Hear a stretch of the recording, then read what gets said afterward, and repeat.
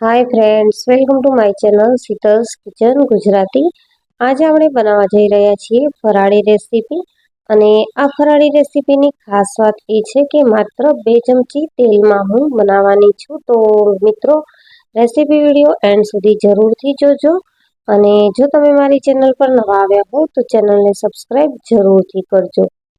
આ ફરાળી રેસીપી બનાવવા માટે અહીંયા મેં સાબુદાણાને 2 કલાક પહેલા પલાળી મૂક્યા હતા। તો અહીંયા મેં 1 કપ સાબુદાણા લઈ લીધા છે। સાથે અડધો કપ જેટલા અધકચરા વાટેલા સિંગદાણા લઈ લીધા છે। સિંગદાણાને આપણે મિક્સરમાં અધકચરા જેવા વાટી લઈશું।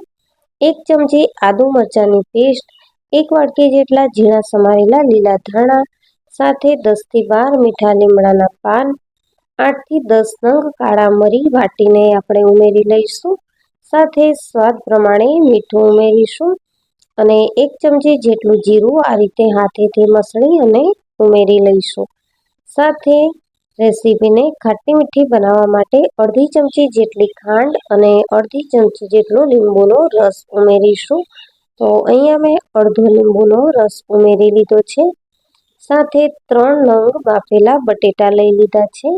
તો બાફેલા બટેટાને આપણે આ રીતે હાથેથી જ મેશ કરી લઈશું અને બાઇન્ડિંગ માટે અહીંયા મેં રાજગરાનો લોટ લઈ લીધો છે। સારી રીતે લોટને બાંધી અને આ રીતે આપણે રોટલીના લુવા જેવું આકાર આપી અને સાબુદાણાની ફરાળી ટિક્કી બનાવી લઈશું। તો આ રીતે બધી જ ટિક્કી મેં રેડી કરી અને તવો ગરમ કરી લીધો હતો। તો તવા ઉપર 1 ચમચી જેટલું તેલ છાંટી અને બધી જ ટિક્કીને શેકાવા માટે મૂકી દીધી છે। તો 2 મિનિટ જેવું થાય એટલે આપણે ટિક્કીને પલટાવી લઈશું। તો આ રીતે લગભગ 2 મિનિટ જેવું થઈ ગયું છે અને એક સાઈડથી થોડી એવી ટિક્કી શેકાઈ ગઈ છે। તો આપણે તેની સાઈડ પલટાવી લઈશું અને સાઈડ પલટાવીને પણ આપણે 2 થી 3 મિનિટ જેવું તેને શેકાવા દઈશું। ટોટલ આપણે 8 થી 9 મિનિટ જેવું થશે અને ટિક્કી છે તે એકદમ સરસ ગોલ્ડન બ્રાઉન કલરની શેકાઈ અને રેડી થઈ જશે। તો ખાવામાં ખૂબ જ ટેસ્ટી લાગતી આ ફરાળી સાબુદાણાની ટિક્કી આપણી બનીને રેડી છે।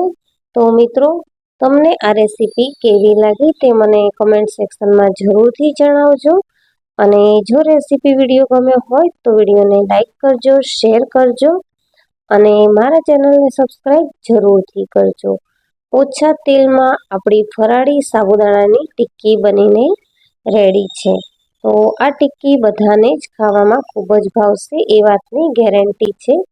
તો રેસીપી વિડીયો ગમ્યો હોય તો વિડીયોને લાઈક કરજો, શેર કરજો અને ચેનલને